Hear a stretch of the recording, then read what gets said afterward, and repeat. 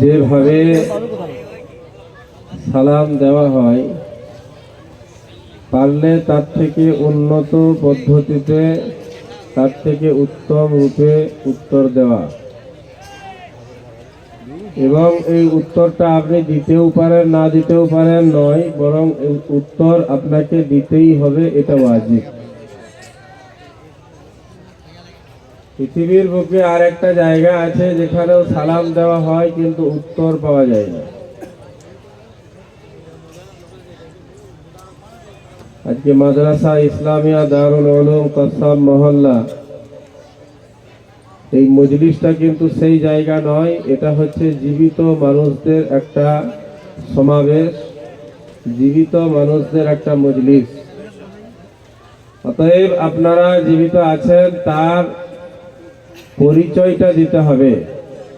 আমি আবার সালাম দিচ্ছি, সকলেই উচ্চস্বরে উত্তর দিবেন। আসসালামু আলাইকুম। মাশাআল্লাহ। আজকে আমাদের এই স্বর নিম্নগামী হয়ে গেছে, এজন্যই মব লিঞ্চিং এর নামে কোথাও ওলামায়ে কেরামকে হেনস্থ করা হচ্ছে, কোথাও দু একটা কথা কোনো বক্তব্যের মাধ্যমে বলে দিয়েছেন বলেও ওলামায়ে কেরামদেরকে গ্রেফতার করা হচ্ছে। বয়ান শুরু করার আগে কয়েকটা কথা বলে নিই। একজন পীর সাহেব, সে তার একটা মুরিদ ছিল। সেই মুরিদটা করে মানুষ ছিল না, বরং একটা পশু, সাপ। এই খরির সাপ বলেন তো আপনারা, হ্যাঁ? তো একটা সাপ ধরুন, সে সাপ এখন মুরিদ হয়েছে। পীর সাহেব বলেছেন যে বাবু, কাউকে ক্ষতি করা যাবে না, কারোর ক্ষতি করা যাবে না, ভালোভাবে থাকবে। সাপ পীর সাহেবের নসিহত মতো জীবনযাপন করে, বেশ ভালোই বেঁচে আছে। একদিন কয়েকটি ছোট ছেলে তাকে দেখতে পেয়েছে, ঢেলা পাথর করতে শুরু করেছে। ঢেলা পাথর করছে, তখন সাপ কিছুই বলে না, কারণ তার পীর সাহেব যে নসিহত করেছে কারোর ক্ষতি করা যাবে না। অবশেষে এই বাচ্চারা মনে করলো এই তো সাপ, আমরা এত ঢেলা পাথর করছি কিছুই করছে না। তারা লম্বা লম্বা লাঠি নিয়েছে, লাঠি নিয়ে পিটিয়ে সাপকে একবারে সোজা করে ফেলেছে। সাপ বৈকাল বেলায় ফুরসতের সময় যখন পেয়েছে পীর সাহেবের কাছে, বড় কষ্ট সহকারে হাজির হয়ে পীর সাহেবকে গিয়ে বলছেন নিজের সমস্ত কষ্টের কথা। হুজুর, আপনার নসিহত শুনে আমার এই অবস্থা হয়েছে। কি হয়েছে? ওই যে আপনি নসিহত করেছিলেন কারোর ক্ষতি করা যাবে না, আমি এই নসিহতের উপর আমল করতে গিয়ে কয়েকটা বাচ্চা ছেলে আমাকে লাঠি দিয়ে একবারে মেরে সোজা করে দিয়েছে। তখন পীর সাহেব বললেন, বাবা, তোকে আমি বলেছিলাম কারোর ক্ষতি করা যাবে না, ফুস করতে তো মানা করি নাই তোকে। এই যে ফুস করে, হ্যাঁ, মুখটা উঁচু করবি, এটা মানা করেছিলাম। মুসলমানদেরকে বলা হচ্ছে, আমরা যেহেতু জাতিগতভাবে মুসলমান, পৃথিবীর বুকে শ্রেষ্ঠ জাতি, শ্রেষ্ঠ জাতি, সর্বোচ্চ সম্মানের মালিক আল্লাহ পাক মুসলমানকে করেছে। আজকে আমরাও আমাদের ওই ফুস করা ছেড়ে দিয়েছি বলেই আমাদেরকে কোথাও মব লিঞ্চিং করা হচ্ছে, কোথাও আমাদেরকে জেলে ভরে দেওয়া হচ্ছে, কোথাও রেলওয়ে স্টেশনে, বাস স্ট্যান্ডে দেখলে ওই একটা স্লোগান বেরিয়েছে নাই, সেটা নিয়ে মুসলমানদেরকে একটা মানে রাগান্বিত করে আর একটা সাম্প্রদায়িক লড়াই লাগানোর চক্রান্ত সব সময় চলছে। মুসলমান ভাইরা, আমাদেরকে দিন ইসলামের মজলিসে এসে আওয়াজকে আমাদের উচ্চ করতে হবে। করবো ইনশাআল্লাহ? রাজি আছেন? আল্লাহ পাক আমাদের সকলকেই তৌফিক দান করুন।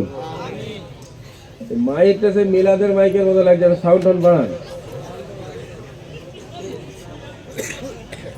আলহামদুলিল্লাহ, আলহামদুলিল্লাহ নাহমাদুহু ওয়া নাস্তাঈনুহু ওয়া নাস্তাগফিরুহু ওয়া নু'মিনু বিহি ওয়া নাতাওয়াক্কালু আলাইহি ونعوذ بالله من شرور أنفسنا ومن سيئات أعمالنا من يهد الله فلا مضل له ومن يضلله فلا هادي له ونشهد أن لا إله إلا الله وحده لا شريك له ونشهد أن سيدنا ومولانا محمدا عبده ورسوله أما بعد أعوذ بالله من الشيطان الرجيم بسم الله الرحمن الرحيم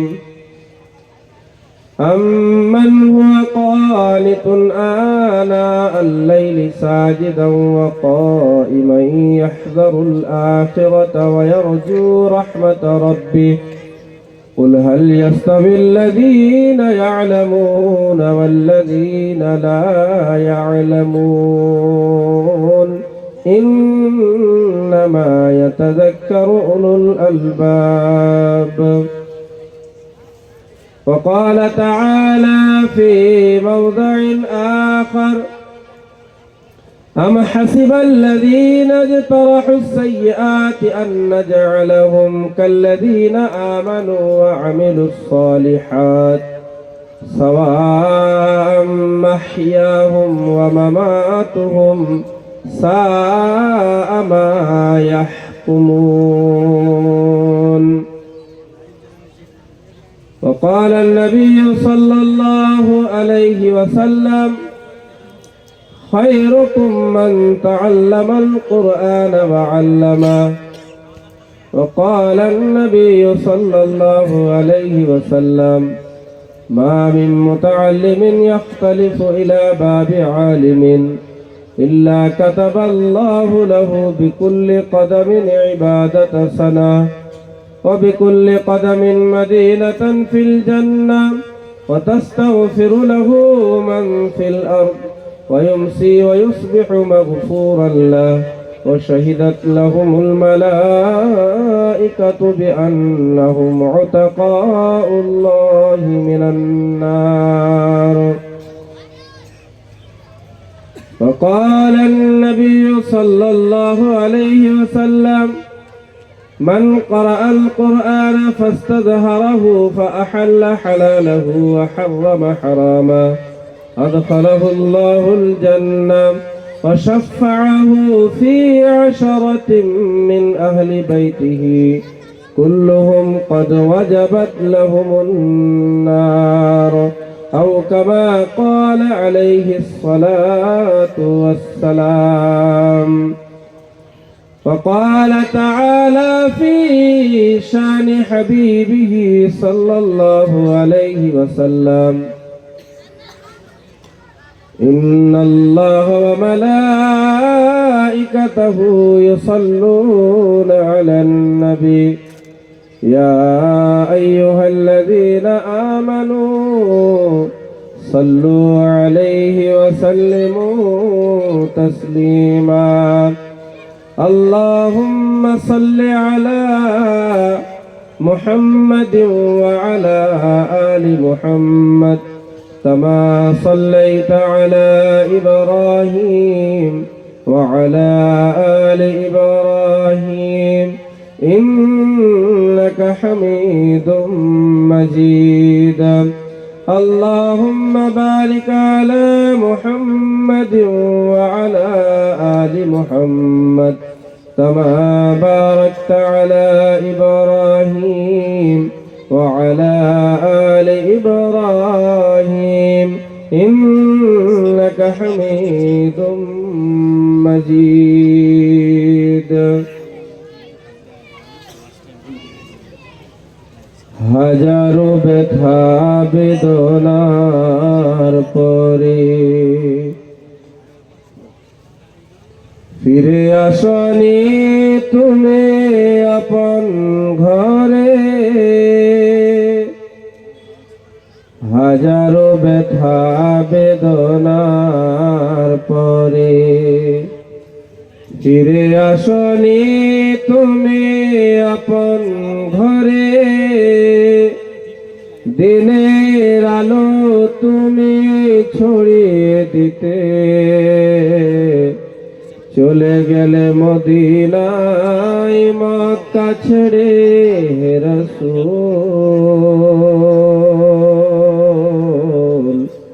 তোমাকে ভুলি আমি কেমন করে হে রাসূল,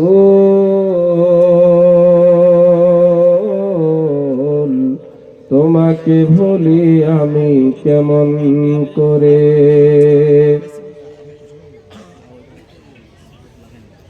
খেয়ে না খেয়ে দিন প্রচারের কাজে নিজেকে দিয়েছ বিলিয়ে। খেয়ে না খেয়ে দিন প্রচারের কাজে নিজেকে দিয়েছ বিলিয়ে। তাই ফেরে কাফেরেরা চিনল না সে আলো, দুষ্টু ছেলেদের পিছু দিল লেলিয়ে। পাথরের আঘাতে ক্ষত বিক্ষত হয়ে, পাথরের আঘাতে ক্ষত বিক্ষত হয়ে, সারা শরীর থেকে রক্ত ঝরে হে রাসূল, তোমাকে ভুলি আমি কেমন করে হে রাসূল, তোমাকে ভুলি আমি কেমন করে। আলহামদুলিল্লাহ, মাদ্রাসা ইসলামিয়া দারুল উলুম কর্তৃক আয়োজিত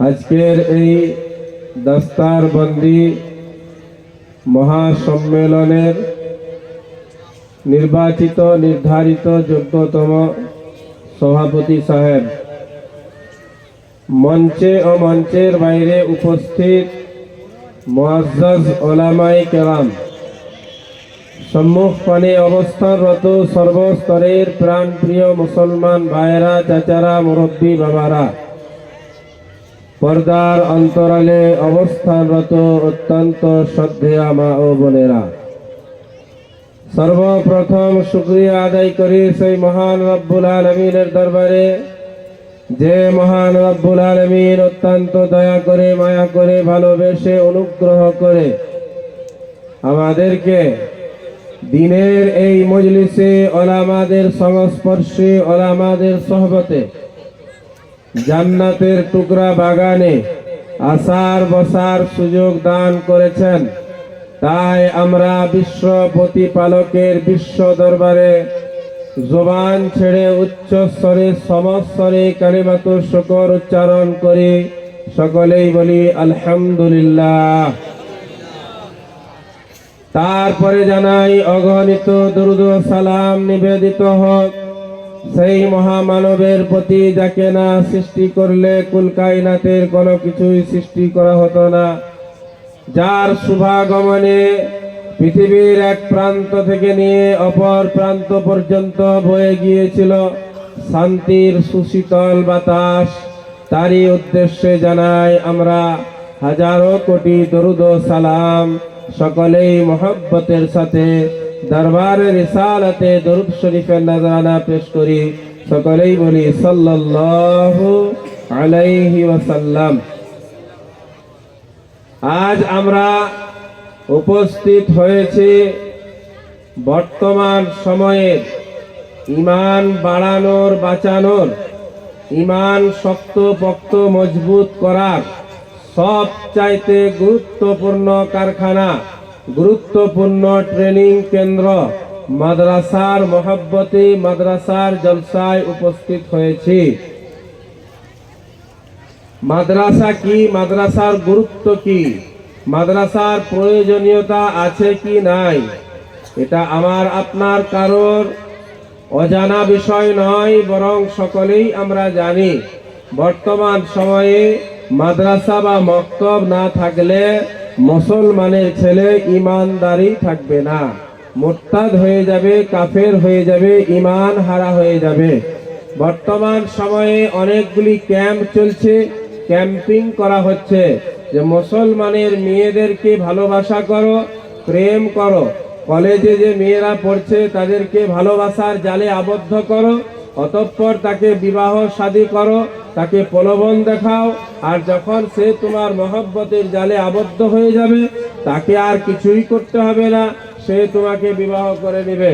রোজ দৈনন্দিন আপনি ফেসবুক, হোয়াটসঅ্যাপ আর আপনার যত ওই সংবাদ মাধ্যম আছে, পেপার পত্রিকা পড়লে আপনি দেখতে পাবেন মুসলমান ঘরানার মহিলা, মুসলমান ঘরানার মেয়ে কলেজে পড়াশোনা করতে গিয়ে কোনো একটা হিন্দু ছেলের সাথে, গায়ের কমের ছেলের সাথে ভালোবাসার জালে আবদ্ধ হয়ে তার সাথে বেরিয়ে চলে গেছে। আপনাদের এলাকায় মনে হয় এই ধরনের কোনো ঘটনা ঘটেনি? আল্লাহ পাক হেফাজত করেছেন, আল্লাহ হেফাজত করুন, আমাদের সকলের হেফাজত করুন। কিন্তু এই রকম ঘটনা বিভিন্ন জায়গায় ঘটছে। তাই মুসলমান ভাইরা আমার, আজ আমাকে, আপনাকে, আমার আপনার ছেলে মেয়েদেরকে ইসলামের গণ্ডির মধ্যে রাখতে গেলে, ইসলামের বাউন্ডারির মধ্যে শক্তপোক্ত ঈমান নিয়ে বাঁচিয়ে রাখতে গেলে ধর্মীয় শিক্ষা অতি অবশ্যই দিতে হবে। ধর্মীয় শিক্ষা দেওয়া ছাড়া বিকল্প কোনো পথ আর নেই। একমাত্র পথ হচ্ছে ধর্মীয় শিক্ষা দেওয়া। দুনিয়াবী শিক্ষাটা হচ্ছে শিক্ষা, স্কুল কলেজ ইউনিভার্সিটির শিক্ষা হচ্ছে শিক্ষা, আর মাদ্রাসার শিক্ষা হচ্ছে শিক্ষা। কিন্তু স্কুল কলেজ ইউনিভার্সিটির শিক্ষাকে আপনি ইলম বলতে পারবেন না, ইলম বলা যাবে না। ইলম হচ্ছে শুধু একমাত্র কোরআন আর হাদিসের জ্ঞানকেই ইলম বলা হয়। যে জ্ঞান অর্জন করার পরে একটা ছেলে, একটা মেয়ে সমস্ত রকমের অবৈধ কর্ম থেকে, কর্মকাণ্ড থেকে বেঁচে যেতে পারে। একটা মুসলিম জওয়ান যুবক সে জুয়া থেকে বাঁচতে পারে, লটারি থেকে বাঁচতে পারে, মিথ্যা কথা থেকে বাঁচতে পারে, পরচর্চা, পরনিন্দা থেকে বাঁচতে পারে, মানুষের প্রতি হিংসা বিদ্বেষ করা থেকে বাঁচতে পারে। এটা একমাত্র শিক্ষা হচ্ছে কোরআন আর হাদিসের শিক্ষার মাধ্যমে বাঁচা যেতে পারে। অন্য যত রকমের আসরি শিক্ষা আছে, জাগতিক শিক্ষা আছে, এই শিক্ষা আপনি শিক্ষিত হতে পারেন, বড় পণ্ডিত হতে পারেন, কিন্তু মিথ্যা কথা আপনিও বলে দিবেন, মানুষকে ধোঁকা আপনিও দিয়ে দিবেন, লটারির টিকিট আপনিও কিনে নেবেন, জুয়ার আসর আপনিও গরম করবেন। কারণ ওটা শিক্ষা, ওটা আলো নয়। আর যে আলো আমাকে আলো দেখাবে না তাকে আলো বলা যাবে না। বলা যাবে? আলে ইলম নূর, ইলম হচ্ছে নূর, আল্লাহ প্রদত্ত একটা নূর, যেটা নবীজি সাল্লাল্লাহু আলাইহি ওয়াসাল্লামের মাধ্যমে আল্লাহ রাব্বুল আলামিন আমার আপনার কাছে পৌঁছিয়েছেন। এই ইলম যখন আমার আপনার কাছে থাকবে, আমি একটা নূর পেয়ে গেলাম, আলো পেয়ে গেলাম। আর কোন মানুষের কাছে যখন আলো থাকবে তার পথটা আলোকিত হবে, অতএব কারণে সে সমস্ত রকমের অনিষ্ট থেকে নিজেকে হেফাজত করতে পারবে। বাকি যত শিক্ষা আছে সেই শিক্ষাকে নূর বলা হয়নি, নূর বলা যাবে না। ও মুসলমান ভাইরা আমার, চাচারা, মুরব্বী বাবারা, পর্দার অন্তরালের আমার অত্যন্ত শ্রদ্ধেয় মা ও বোনেরা, আপনার এই হরিহরপুর গ্রাম, এখানে কতগুলি মাদ্রাসা আছে আমার ঠিক জানা নেই, কিন্তু আমার জানা মতে আজকে এক জায়গায় মসজিদের ঢালাই হচ্ছিল, আমার সেখানে দাওয়াত ছিল, আমিও গেছিলাম। সেখানে একজন আদায়কারী আদায় করছিল, সে আপনাদের এই আপনার হরিহরপুর গ্রামেরও কোনো মসজিদের ছাদ ঢালাই এসেছিল আদায় করার জন্য। তো সে বলল সম্ভবত 9টা মসজিদ এই গ্রামে আছে, আর একটা নাকি হচ্ছে। এটা ঠিক না ভুল আপনারা জানেন? 9টা কিংবা 10টা মসজিদ এই গ্রামে আছে। মাদ্রাসাও মনে হয় 4-5টা আছে, না কি বলছেন? আছে কি নাই? হরিহরপুরের যারা আছেন, মাদ্রাসা কটা আছে? গোটা চারেক আছে। 8টা মসজিদ আছে, মাদ্রাসা 3টা মাদ্রাসা আছে। আলহামদুলিল্লাহ, আলহামদুলিল্লাহ, 3টা মাদ্রাসা আছে।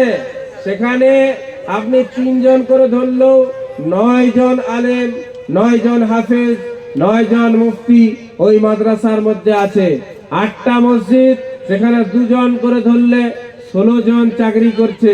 16 জন দিনের পেহরাদার, দিনের সিপাহী, যারা একনিষ্ঠতার সাথে দিনের খিদমত করে। আর এই একনিষ্ঠতার সাথে দিনের খিদমত করার জন্য বর্তমান সময়ের কিছু মুসলমান তারা কি বলে, মৌলবীদের আর কোনো খেয়ে দিয়ে কাজ নেই। কি বলছো? মৌলবীদের আর কোনো খেয়ে দিয়ে কাজ নেই। আমার ছেলেটা স্কুল যাচ্ছে, আমার মেয়েটা স্কুল যাচ্ছে, এরা আর দেখার কিছু পায় না। শুধু দেখতে পেয়েছে যে তোমার মেয়েটা স্কুল যাচ্ছে, তার মাথার মধ্যে কোনো ওড়না নেই, তোমার মেয়েটা স্কুল যাচ্ছে, তার মাথার মধ্যে কোনো নিকাব নেই, হাফ বোরকা বর্তমান সময়ে বেরিয়েছে। যে সকল স্কুলগুলিতে 10 জন 20 জন মুসলিম ছোট ছোট সন্তান, ছোট ছোট মেয়ে, তারা ওই নিকাব করে স্কুল যাওয়া শুরু করেছে। আলহামদুলিল্লাহ সুম্মা আলহামদুলিল্লাহ, আজকে সেই স্কুল কলেজের সমস্ত মুসলিম মেয়েরা নিকাব ব্যবহার করছে, তাদেরকে কেউ বাধা দেয় না। কিন্তু আমাদের এটা দুর্ভাগ্য, আমরা নিজেরাই বাধা দিয়ে থাকি। পর্দা ঘরে হবে, নামাজের সময় পর্দা হবে, স্কুলে আবার কি পর্দা? স্কুলে পর্দার কোনো প্রয়োজন নেই। হযরত মাওলানা সাজ্জাদ নোমানী সাহেব একটা বয়ানের মধ্যে বলেছেন, বর্তমান সময়ে স্কুল কলেজ ইউনিভার্সিটির যে সিস্টেম, এই সিস্টেমে যদি আমি নিজের মেয়েকে ভাসিয়ে দিই, তাহলে তাকে যেন আপনি জাহান্নামের মধ্যে পাঠিয়ে দিলাম। তাই আমাদেরকে সচেতন থাকতে হবে।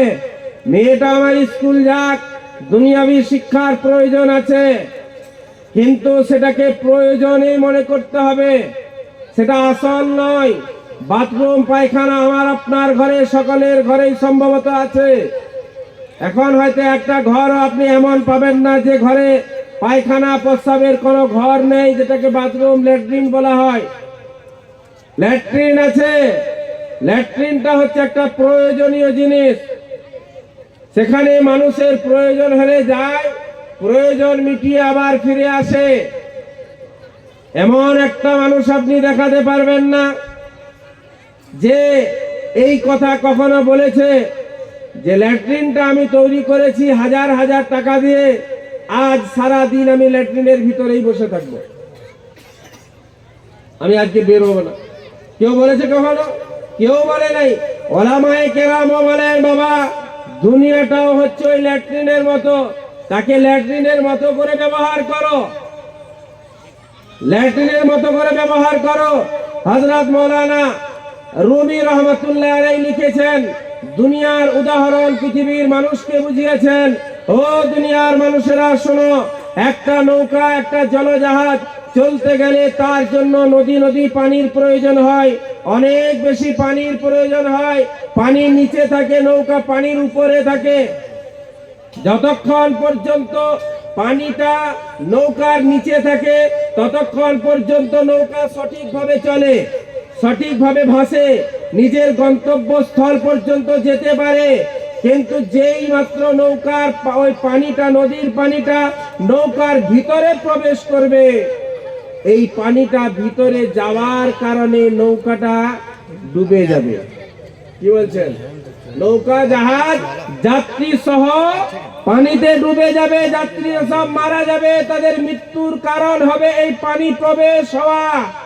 ও মুসলমান ভাইরা, ওলামায়ে কেরাম আপনাকে এতটুকুই বলছেন, দুনিয়াটাও হচ্ছে পানির মতো, দুনিয়াটাও হচ্ছে পানির মতো। এই দুনিয়া নামক পানিটাকে আমাকে আপনাকে সব সময় পায়ের নিচে রাখতে হবে। দুনিয়াটা যদি আমার আপনার হৃদয়ের মধ্যে প্রবেশ করে, যেভাবে নদীর পানিটা নৌকার ভিতরে প্রবেশ করার কারণে নৌকাটা ডুবে যায়, নৌকার যাত্রীরা সব ডুবে মৃত্যুবরণ করে, ঠিক ওইভাবে মুসলমান ভাইরা দুনিয়ার ভালোবাসা, দুনিয়ার লোভ লালসা যদি আমার আপনার হৃদয়ের মধ্যে প্রবেশ করে, তাহলে আমার আপনার আখিরাতের জীবনটাকেও শেষ করে দিবে। দুনিয়া করতে কেউ মানা করেন, দুনিয়া না থাকলে আপনি মাদ্রাসায় দান করবেন কি? ওই যে রমজান মাসে মৌলভী সাহেবরা রসিদ নিয়ে আপনার গ্রামে আসবেন, আপনি কি দিবেন যদি না থাকে? তো দুনিয়ার টাকা পয়সা অর্থ করি উপার্জন রোজগার সব করতে হবে, কিন্তু সেটাকে তার জায়গায় রাখতে হবে। দিন ইসলামের থেকে সেটা বড় নয়, ধর্মের থেকে বড় নয়। টাকা উপার্জন করতে হবে, হালাল পন্থায় উপার্জন করুন। লটারি কেটে উপার্জন করা যাবে না। টাকা উপার্জন করতে নিষেধ নেই, কিন্তু জুয়ার আসরে বসে অন্য কারোর টাকা জিতে নিয়ে রোজগার করা যাবে না। এটা ওলামায়ে কেরাম মানা করছেন, বাকি আর কিছুই তো মানা করেন না। দুনিয়া তো আমাদেরকে আল্লাহ দিয়েছেন, দুনিয়ার এই নিয়ামত তো আল্লাহ দিয়েছেন, টাকা পয়সা তো আল্লাহ দিয়েছেন, জমি জায়গা গাড়ি বাড়ি অট্টালিকা বালাখানা এই সব কিছু তো আল্লাহ দিয়েছেন। ব্যবহার করতে হবে, কিন্তু সেটাকে ব্যবহারের মতো করে ব্যবহার করতে হবে। করবো ইনশাআল্লাহ? করবো, রাজি আছেন সকলেই? মাদ্রাসা কি বললাম?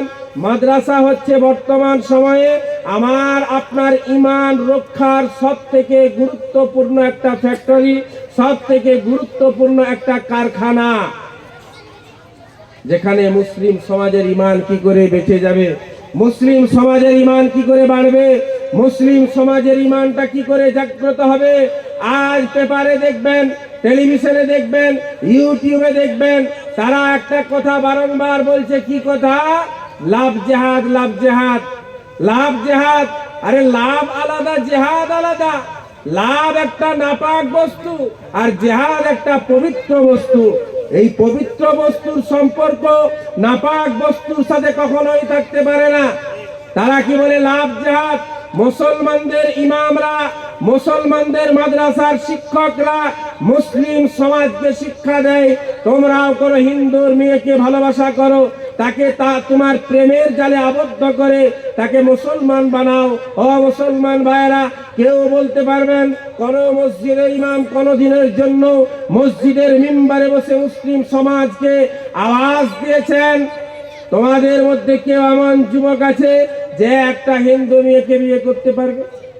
বলেছে? বলে নাই। কেন বলতে যাবে? কেন বলবে? কারণ পবিত্র কোরআন যদি আমি আপনি পড়তাম, আমার আপনার কোরআনের সাথে সম্পর্ক থাকতো। আজ তো কোরআনের সাথে আমার আপনার দুয়ের কোনো সম্পর্ক নেই। যে কোরআনের সর্বপ্রথম ভাষা আল্লাহ পাক বললেন, যালিকাল কিতাব লা রাইবা ফিহি হুদাল লিল মুত্তাকিন। এই কোরআনকে আমি পৃথিবীর বুকে নাযিল করলাম। এই কোরআনটা সারা পৃথিবীর মানুষের জন্য যেখানে হিদায়াত স্বরূপ আমি পাঠিয়েছি, সেখানে বেশি মুত্তাকিনদের জন্য, পরহেজগারদের জন্য, যাদের হৃদয়ের মধ্যে আমি আল্লাহর মহব্বত আছে, আমি আল্লাহর ভয় ভীতি আছে, তাদের জন্য এই কোরআনটা হচ্ছে হিদায়াত স্বরূপ। এই কোরআনের সাথে আমার আপনার সম্পর্ক নেই, কোরআনের সাথে আমার আপনার সম্পর্ক নেই। এমনও মুসলমান আপনি পাবেন যে মুসলমান হয়তো জীবনে কোরআনটা একবারও হাত লাগিয়েও দেখে নাই, কোরআনটাতে হাত লাগাবার সুযোগ হয়নি। কোরআন এমন একটা গ্রন্থ যে কোরআন পড়লে নেকি পাওয়া যায়, যে কোরআনের দিকে দেখলে নেকি পাওয়া যায়।